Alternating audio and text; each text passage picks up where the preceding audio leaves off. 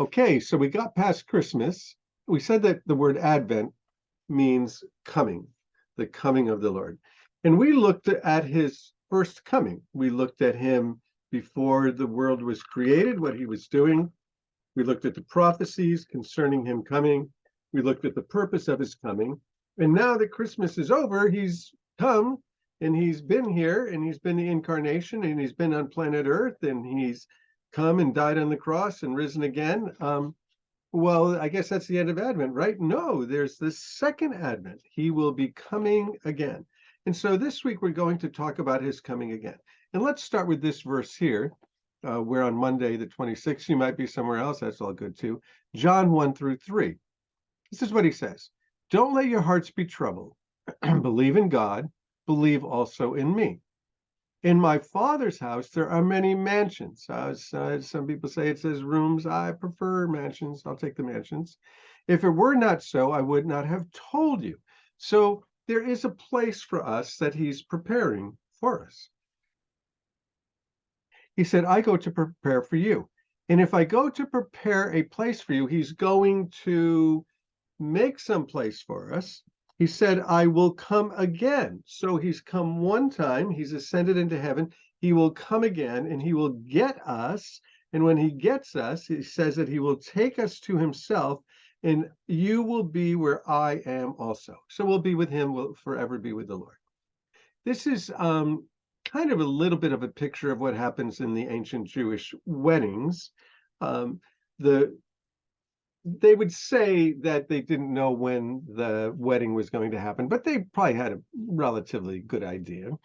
But you would be engaged to the groom, and then at an hour that you knew not, the groom would come and he would get the bride.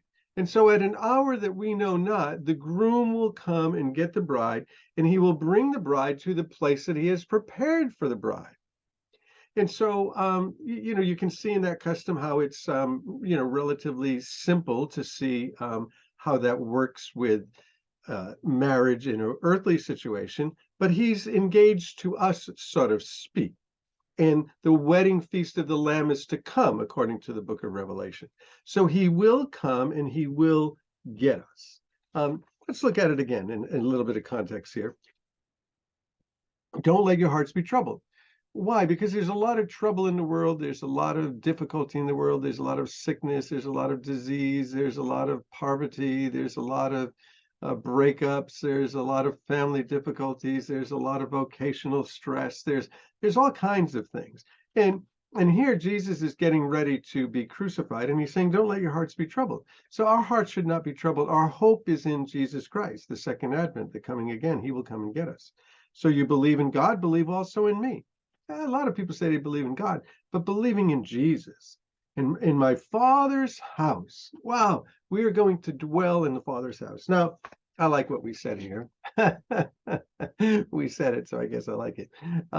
If God created the world in 7 days, according to Genesis, and Jesus has been preparing a place for us, he was a carpenter, he was a builder, for 2,000 years, we can only imagine what that will be like. We can only imagine. And so Jesus is coming again. And here you have that passage where Jesus himself says, I will come again.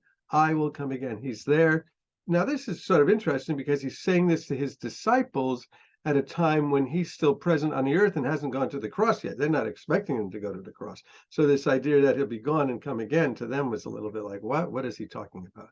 But now we understand it. Jesus will come back and he will come back for you. I hope he's coming for you. I hope he's coming for you. If he's not coming for you because you haven't received him as Lord and Savior, then it says, as many as received him, he gave the power to become the children of God. Come to Jesus, come to Jesus. This is your turn. Come home. So blessings to you.